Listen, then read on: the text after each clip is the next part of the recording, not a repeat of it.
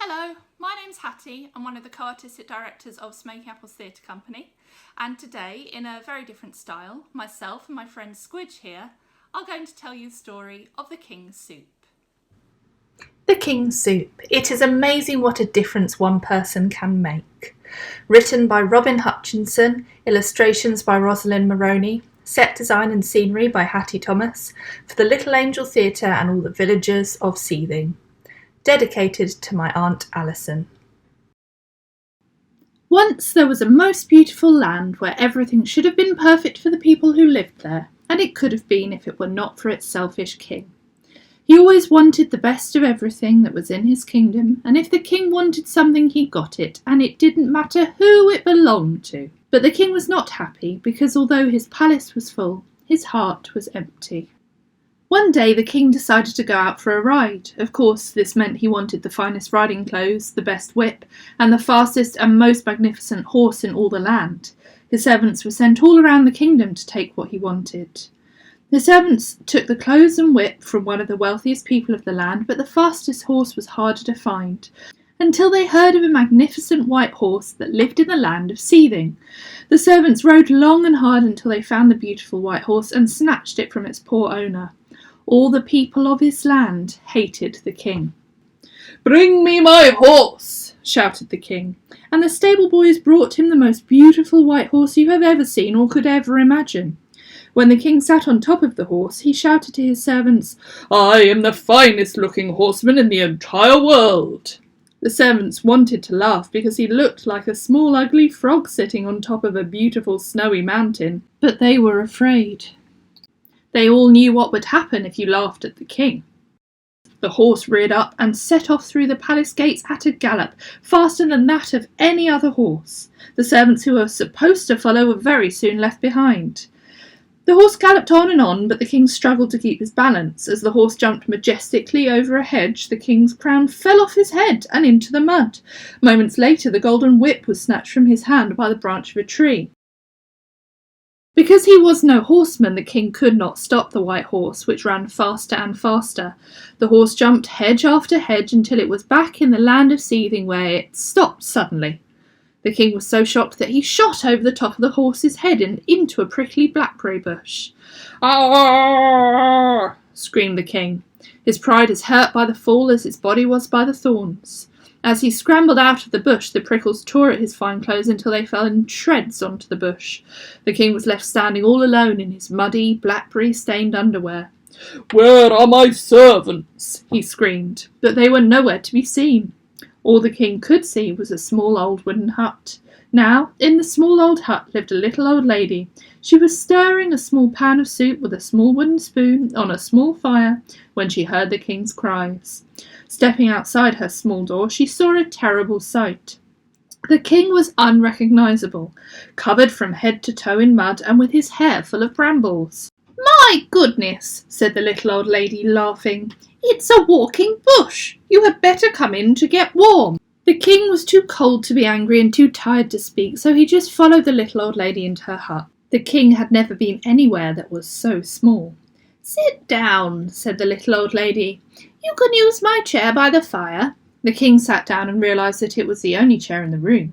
As he warmed himself by the fire, the king began to speak. "Why do you only have one chair in this hut and hardly any belongings?" "Well," said the little old lady, "once I lived in a beautiful house with beautiful furniture and a beautiful son, but all was taken by the king, who wants the best of everything in the land. He even took my white horse, but I see that has returned." Before the king could speak, the little old lady offered him a bowl of the soup that was cooking on the fire. The king was so hungry that he forgot what the little old lady had said and took her only bowl and her only spoon and placed a spoonful of the soup in his mouth. Except this wasn't just soup. This was the most beautiful soup the king had ever tasted. It made him feel he was a child again, held in his mother's loving arms. It made him feel as happy as he had felt when he had played with his childhood friends in the palace gardens. It made the air smell fresher and the sky look bluer, and he felt a warmth inside his heart that seemed to make him glow. "This is wonderful soup," said the king, finishing the last spoonful. "Why does it taste so good?" Because, said the little old lady, it is made from the finest ingredients I have, and it is made with love, and shared with you, as Leffie Ganderson, the goat boy of Mount Seething, taught us. More soup, he shouted. There is no more soup, said the little old lady. But I must have more of this soup, said the king. It is the best soup in the world. It certainly is, said the little old lady. It is soup fit for a king. Well, I am the king, said the king, and I want more of this soup. The little old lady looked at the strange muddy person sitting on her chair and laughed and laughed. You, the king, she said, and that started her laughing all over again, so much laughter that her face turned bright red.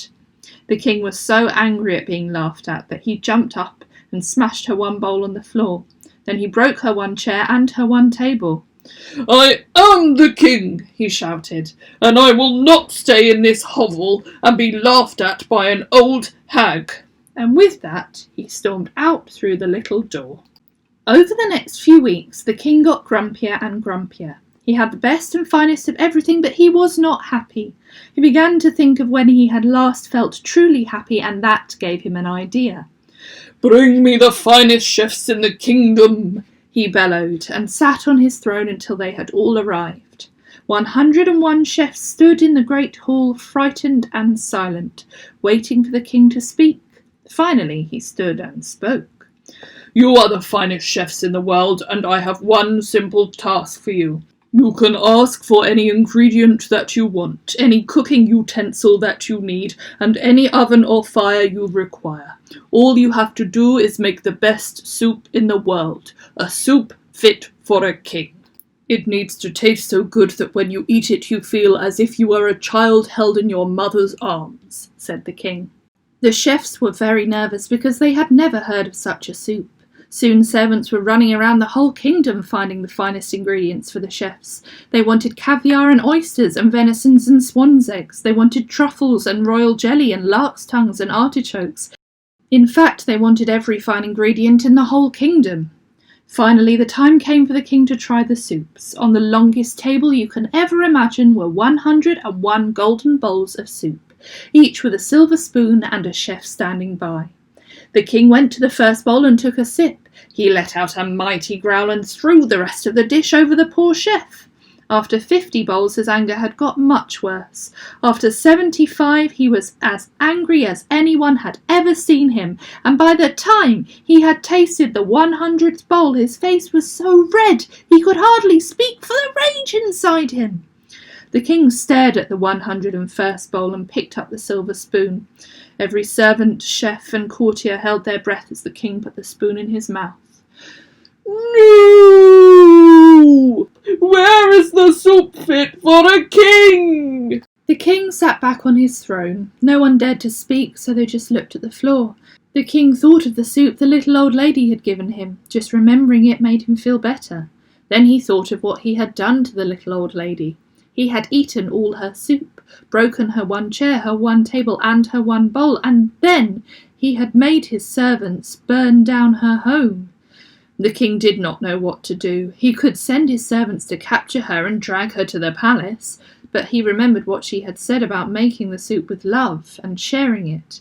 Even the king knew that someone who was dragged to the palace would not be able to cook with love, and probably wouldn't feel much like sharing. Finally, the king spoke. Servants, go to Seething and ask the little old lady from whom you took the great white horse if she would come to the palace and cook for me. Ask? Said one of the servants, not sure if he had heard correctly because the king had never asked for anything. Ask, said the king, and everyone in the great hall gasped in amazement. The next day the little old lady stood in front of the king. The king spoke. I want another bowl of the soup that is fit for a king. Well, said the old lady, if I am to make it I need some very special ingredients.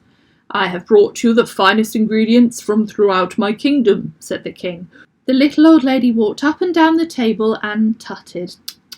They are not here, sire, but Don't worry, I have brought my own. They were planted by me with love, watered with love, and tended with love." With that, she reached into her bag and produced a muddy potato and a small leek. The king looked at her in horror. "Those are the ingredients that make a soup fit for a king," he snorted. "They are," said the little old lady, and then paused. "Oh no," she gasped. "There is one more thing I need to make the soup." "Anything," said the king.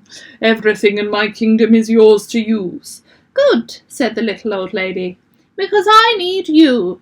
The courtiers and servants gasped as she took the king's hand and led him to a table. "Now," she said, "I need you to peel this potato."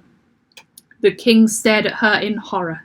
He could not remember the last time he had done anything like work. The little old lady gave him her little old knife and stared at him. The king realised that if he did not do it, she would not make the soup he so wanted to taste again. The king rolled up his fine silk shirt sleeves and began to peel the potato.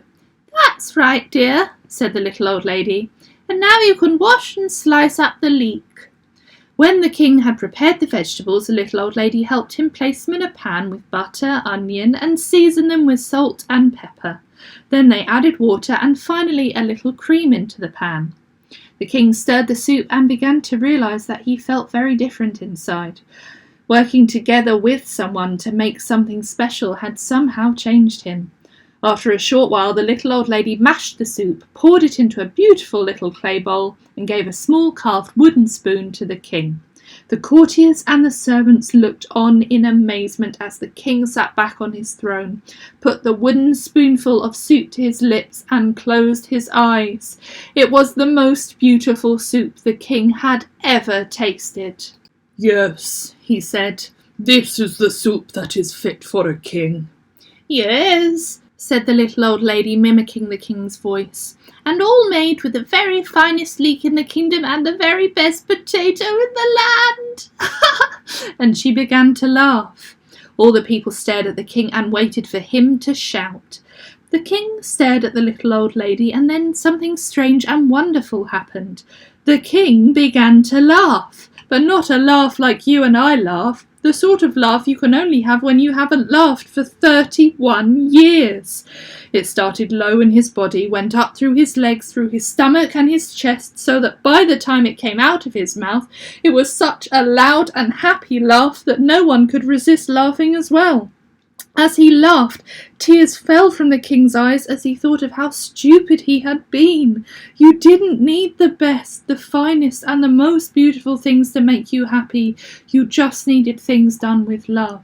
From that day forward, the king loved his kingdom and his people. His greatest joy was seeing them happy, and he did all he could to make sure they were. And the people did not hate the king anymore. They loved him because he was kind and shared his riches, his land, and his heart. Once a year, on a very special day, everyone in their own village would celebrate the king's change of heart. Together they would build a massive table in the village square, and then they would prepare and cook leek and potato soup. This would be served from an enormous pan, and everyone in the village would eat the king's soup, reminding themselves that the best things in life are made with love and shared. It really is quite amazing what a difference one person can make.